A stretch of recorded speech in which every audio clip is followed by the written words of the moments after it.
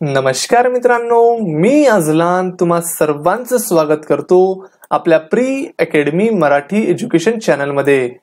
मित्र हो, तुमच्यापैकी जर कोणी अजूनपर्यंत आपलं हे मराठी चॅनल सबस्क्राइब केलं नसेल तर करून टाका मित्रांनो, प्री अकॅडमी एज्युकेशन चॅनलला सबस्क्राइब। आणि महत्त्वाचं म्हणजे डेली न्यूज एनालिसिस व्हिडिओजचे नोटिफिकेशन मिळवण्यासाठी मित्र हो, सबस्क्राइब केल्यानंतर बेल आयकॉनवर नक्कीच क्लिक करा। याच्याने मित्रांनो तुम्हाला त्या व्हिडिओचे वेळच्या वेळी ते नोटिफिकेशन मिळून जातील। सुरू करूया मित्र हो आजच्या न्यूज एनालिसिस मध्ये। आज तारीख आहे 2 जानेवारी। आपल्या एक्झामच्या दृष्टिकोनाने कोणकोणत्या महत्त्वाची न्यूज डिस्कस करायची आहे तर चला सुरुवात करूया। मित्र हो, आजची ही जी पहिली न्यूज आहे महत्त्वाची आहे आपल्या राज्यसेवेसाठी। अरुणाचल प्रदेश जो आपला राज्य आहे त्यांनी स्वतःला ऑफिशियली डिक्लेअर केलेला आहे open defecation free state. Open defecation म्हणजे खुल्यावर स्वच्छ करणे, उघड्यावर स्वच्छ करणे।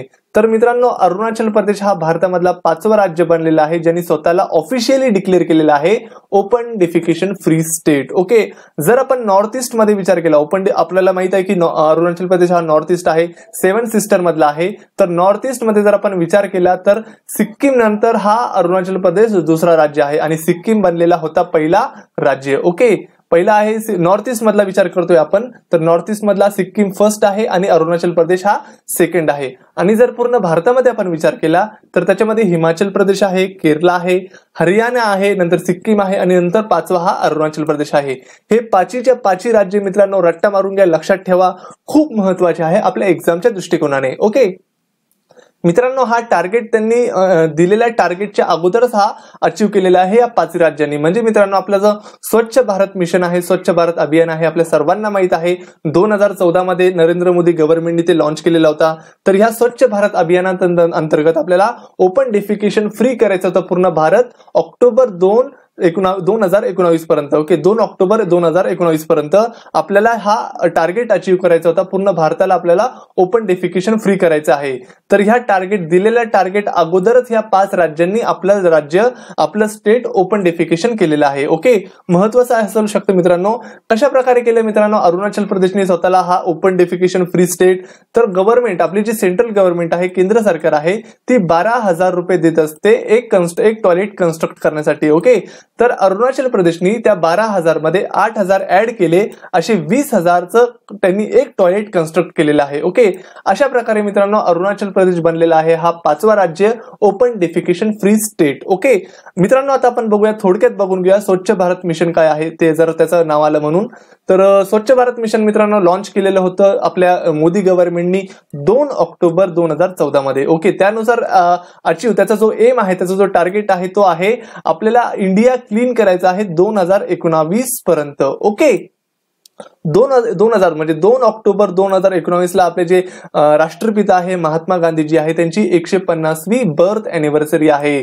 त्यांच्या सन्मानार्थ त्यांना ट्रिब्यूट करायचं आहे मित्रांनो, आपल्याला क्लीन इंडिया करायचं आहे 2019 पर्यंत। मित्रांनो, ह्या स्वच्छ भारत अभियानांतर्गत 2 मिशन आहे, 2 सब मिशन आहे। एक आहे स्वच्छ भारत मिशन ग्रामीण आहे, जे ग्रामीण भागामध्ये रूरल एरियाज मध्ये इम्प्लिमेंट केले जाणार, आणि दुसरं आहे स्वच्छ भारत मिशन अर्बन, जे शहरी भागामध्ये त्याचं इम्प्लिमेंट केले जाणार आहे। ओके, तर जे ग्रामीण भागामध्ये आहे मित्रांनो, eliminating open defecation in rural areas by improving by ensuring use of toilets beside their construction। म्हणजे इथं आपल्याला ग्रामीण भागामध्ये आपल्याला सर्वात जास्त ओपन डेफिकेशनचे प्रमाण जास्त दिसून येतात, म्हणून तिथं आपल्याला टॉयलेट कन्स्ट्रक्ट करायचे आहे आणि तो एरिया आपल्याला फ्री करायचा आहे ओपन डेफिकेशननी। ओके, आणि याच्यामध्ये जो अजून कशा प्रकारे केले जाणार आहे तर जनरेट अवेअरनेस क्रिएट केले जाणार आहे, जनजागृती केली जाणार आहे, मोटिवेट कम्युनिटीज, जी कम्युनिटीज आहे त्यांना मोटिवेट, त्यांना अजून एनकरेज केले जाणार आहे to adopt sustainable sanitization practice आणि encourage to use appropriate technology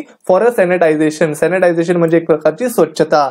तर स्वच्छता कशा प्रकारे केली जाणार, ते अप्रोप्रिएट टेक्नॉलॉजी कशी वापरता येणार, म्हणजे प्रत्येक वेळेस आपण टॉयलेट, एक एक्झाम्पल आपण बघू शकतो की टॉयलेट बांधून आपल्याला हे ओपन डेफिकेशन फ्री केले जाणार आहे सर्व प्रकारे पूर्ण भारतामध्ये। तर अशा प्रकारे टेक्नॉलॉजी कशी यूज केली जाणार, नंतर सॅनिटायझेशनचे प्रॅक्टिसेस कसे असतात त्याच्याबद्दल अवेअरनेस क्रिएट करायचं आहे, त्याच्यामध्ये मोटिवेट करायचं आहे त्या कम्युनिटीला, त्या ग्रामीण भागामध्ये, त्या अर्बन भागामध्ये। तर अशा प्रकारचा हा स्वच्छ भारत मिशन आहे मित्रांनो।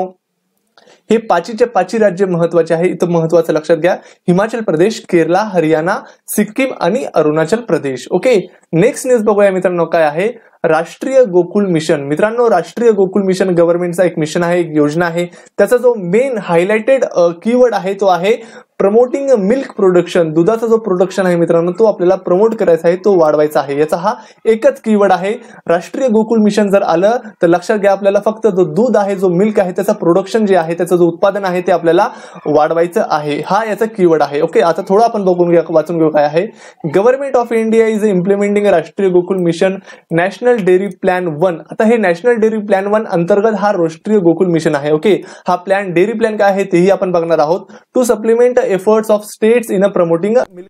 Okay, Rashtriya Gokul mission has been initiated by aim of development and conservation, म्हणजे संवर्धन करणे ऑफ इंडिजिनियस बोवाईन. बोवाईन म्हणजे गोजातीय. ओके, जे गोजातीय असतात, ब्रीड्स असतात, तर thereby enhancing milk production of productivity. Okay, अशा प्रकारे मित्रांनो आपल्याला डेव्हलपमेंट करायचं आहे, कन्झर्वेशन करायचं आहे, विकास करायचा आहे, कन्झर्वेन करायचं आहे. जे आपले पशु असतात, जे आपले गुरं असतात गोजातीयचे, तर त्यांना आपल्याला एक प्रकारचं त्याचं संवर्धन करायचं आहे. ओके, आणि त्यांचा जो मिल्क प्रोडक्शन आहे तो वाढवायचा आहे, त्याची प्रोडक्टिव्हिटी आपल्याला वाढवायची आहे. ओके, आता हे नॅशनल डेअरी प्लॅन 1 काय आहे ते आपण बघूया.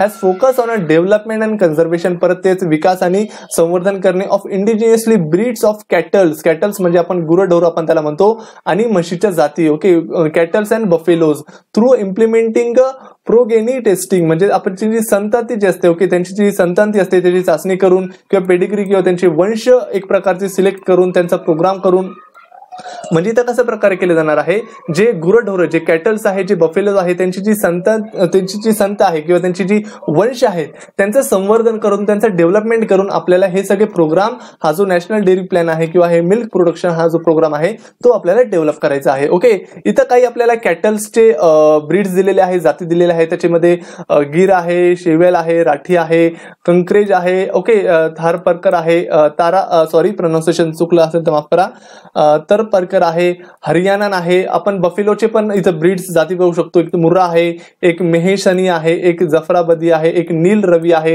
एक पंढरपुरी आहे आणि एक बानी आहे. ओके, हे नाव लक्षात ठेवायची गरज नाही, फक्त एवढं लक्षात घ्या की नॅशनल डेअरी प्लॅन 1 अंतर्गत आपल्याला राष्ट्रीय गोकुळ मिशन आपण लॉन्च केलेलं आहे. एक कीवर्ड आहे प्रमोटिंग मिल्क प्रोडक्शन. आपल्याला फक्त जो मिल्क प्रोडक्शन आहे, दुधाचा प्रोडक्शन आहे तो वाढवायचा आहे. ओके, हेच आहे राष्ट्रीय गोकुळ मिशन. नेक्स्ट न्यूज बघूया काय आहे मित्रांनो. Majuli island. Okay, Majuli island. Majuli island मित्रांनो खूप महत्वाचं आहे, नुकतंच न्यूज मध्ये आहे. आपण ते माजुली आयलँडला नुकतंच गव्हर्नमेंटनी जो ब्रह्मपुत्रा बोर्ड आहे, गव्हर्नमेंटचा बोर्ड आहे, त्यांनी अप्रूव्ह केलेला आहे 237 करोडचा project for protecting in Assam from a floods and erosions. जिथं पूर येत असतो, जो पूर येत असतो त्याला एक प्रोटेक्शन देण्याचं हा एक प्रोजेक्ट आहे, म्हणून न्यूज मध्ये आहे हा मौजुली आयलँड. हा मौजुली आयलँड विषयी आपण थोडं बघून घ्या मित्रांनो. जरा युनिक आयलँड आहे हा. तर Majuli island with area of 524 kilometre is the world largest river island आहे मित्रांनो. ओके, एक बेट आहे जो नदीवर आहे, फक्त पूर्णपणे नदी आहे, म्हणजे चारू बाजूने त्याला नदी आहे, कोणत्याही प्रकारची त्याला लँड कनेक्टेड नाहीये. तर हा जगातला सर्वात मोठा रिव्हर आयलँड आहे. ओके, रिव्हर आयलँड आहे, लक्षात ठेवा मित्रांनो. ओशन आयलँड किंवा सी आयलँड नाहीये, तर हा रिव्हर आयलँड आहे, जगातला सर्वात मोठा लार्जेस्ट आहे. ओके, 524 स्क्वेअर किलोमीटर आहे. Okay, square kilometre. The Assam government has generated district, याला डिस्ट्रिक्टचा दर्जा दिलेला आहे आसाम गव्हर्नमेंटने. ओके, जिल्ह्याचा दर्जा दिलेला आहे या मौजुली आयलँडला. Okay, Majuli island is a part of alluvial fold, म्हणजे फ्लड्स म्हणजे आपण एलोवियल म्हणजे एक प्रकारे जे पुराद्वारे जी माती वाहून येते, नदीच्या प्रवाहामध्ये जी माती वाहून येते, तर त्या मातीने हा आयलँड बनलेला आहे, हा बेट बनलेला आहे. ओके मित्रांनो, हा जो मौजुली आयलँड आहे तो ब्रह्मपुत्रा रिव्हरवर आहे, जे आसाम जवळ आहे, आसाम मधून वाहते. एरिया याचा मित्रांनो 1914 मध्ये याचा जो एरिया होता तो 734 स्क्वेअर किलोमीटर होता. म्हणजे हा जो एल्युवियल फ्लड म्हणजे एक प्रकारे माती कमी जास्त होत असते. ओके, जसं पाण्याची पातळी वाढली किंवा पूर आला त्या क्षेत्रामध्ये, तर मातीचं जे इरोजन होणार ते जास्त होणार, ती जास्त वाहून येणार, तर अशा प्रकारे हा माजुली आयलँडचं क्षेत्र कमी जास्त होत असतो. तर 1914 मध्ये याचा जो क्षेत्र होता तो होता 734 किलोमीटर, नंतर 502 स्क्वेअर किलोमीटर 2004 मध्ये होता आणि 2016 मध्ये याचा 524 स्क्वेअर किलोमीटर झालेला आहे. ओके मित्रांनो, कशा प्रकारे हा माजुली आयलँड आपल्याला फ्लड किंवा इरोजनद्वारे वाचवायचा आहे, त्याचं प्रोटेक्शन करायचं आहे, तर एकमेव मार्ग आहे मित्रांनो अफॉरेस्टेशन, म्हणजे वनीकरण. त्याचे जो कॅचमेंट एरिया असतो मित्रांनो, कॅचमेंट एरियामध्ये आपल्याला झाडे लावावे लागतील, तर जाऊन आपल्याला हा जे पुरामुळे जो नुकसान होत असतो या आयलँडला, तर ते कमी होण्याचा इथं प्रयत्न होईल. ओके, अशा प्रकारे हा माजुली आयलँड आहे वर्ल्ड लार्जेस्ट रिव्हर आयलँड आहे. त्याचं जर आपण मॅप बघितलं मित्रांनो, बघा ही ब्रह्मपुत्रा रिव्हर आहे. ओके, हा पूर्ण आसाम आहे, इथं आहे हा माजुली आयलँड. ओके, हा माजुली आयलँड इथपर्यंत आहे. तर याच्या चारी बाजूने मित्रांनो इथं तुम्हाला एक रिव्हर जाते, इथं पाण्याचं आहे, तर तुम्हाला ते दिसणार नाही. तुम्ही जर गुगल मॅप मध्ये जाऊन झूम केलं तर तुम्हाला ते दिसेल. ओके, हा पूर्ण आयलँड आहे, हा एक जिल्हा आहे. ओके, आसाम राज्यामधला हा जिल्हा आहे. तर मित्रांनो, तुम्हाला प्रश्न असा आहे की हा जो याच्या साऊथ दक्षिणेला ही ब्रह्मपुत्र रिव्हर आहे, परंतु ही जी रिव्हर वरतून नॉर्थ वरून उत्तराकडून जी वाहत येते त्या रिव्हरचं नाव काय आहे ते तुम्ही मला सांगायचं आहे कमेंट बॉक्समध्ये. ओके, ही ब्रह्मपुत्र रिव्हर आहे साऊथ मध्ये, परंतु माजुली आयलँडच्या नॉर्थ मध्ये उत्तरमध्ये कोणती रिव्हर आहे ते तुम्ही मला सांगा. तुम्ही विकिपीडिया करा, मॅपमध्ये जाऊन बघा किंवा अजून इतर सोर्सनुसार तुम्ही सुद्धा सांगू शकतात. ओके, अशा प्रकारचं आहे. मित्र हो, आता आपण बघितलं की वर्ल्ड लार्जेस्ट रिव्हर आयलँड, तर वर्ल्ड स्मॉलेस्ट रिव्हर आयलँड सुद्धा आपण बघून घेऊया. तर तेच ब्रह्मपुत्रामध्ये रिव्हरवरच आहे मित्रांनो, हा आयलँड आसाममध्येच आहे.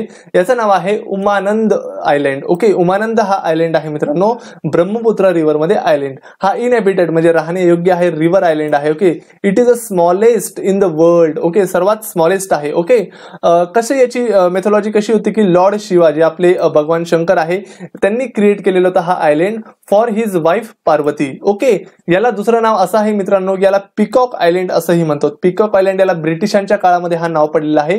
का बरं याचं नाव पडलं आहे, त्याचा जो आकार आहे मित्रांनो तो मोराच्या पंखासारखा आहे. ओके, म्हणून याला पिकॉक आयलँड असंही म्हटलं जातं. याचा अजून एक युनिक फीचर असा आहे मित्रांनो, जे गोल्डन लंगूर असतात, एक खूप मोस्ट एंडेंजर्ड प्राणी आहे, स्पीसीज आहे मित्रांनो गोल्डन लंगूर. तो फक्त ह्या क्षेत्रामध्येच आपल्याला दिसून येतो, आढळून येतो. हा एंडेमिक आहे, found only in a parts of a western Assam. Okay, तो काही प्रमाणामध्ये आपल्याला ह्या उमानंद आयलँड मध्ये दिसून येतो. लक्षात ठेवा मित्रांनो, हा एक रिव्हर आयलँड आहे, जगातला सर्वात स्मॉलेस्ट आहे. आपण सर्वात मोठा बघितला माजुली आयलँड ब्रह्मपुत्रा रिव्हरवरच आहे मित्रांनो. लॉर्ड शिवानी क्रिएट केलेलं होतं for his wife Parvati. Okay, त्याला पिकॉक आयलँड असंही म्हटलं जातं. गोल्डन लंगूर मित्रांनो या क्षेत्रामध्ये म्हणजे या आयलँड मध्ये आपल्याला आढळून येतो. एंडेमिक प्राणी आहे, found only in parts of western Assam. Okay, endangered प्राणी आहे. ओके, तर थँक्यू सो मच मित्रांनो. जर तुम्हाला लेक्चर आवडलं असेल तर प्लीज लाईक करा, आवडलं नसेल तर डिसलाईक करा मित्रांनो. का आवडलं नाही ते कमेंट बॉक्समध्ये नक्कीच सांगा, आपण त्याप्रमाणे इम्प्रूव्हमेंट करण्याचा प्रयत्न करूया. हा व्हिडिओ जास्तीत जास्त शेअर करा. जर कोणी तुम्ही आतापर्यंत सबस्क्राईब केलं नसेल आपला हा चॅनल तर नक्कीच सबस्क्राईब करा. थँक्यू.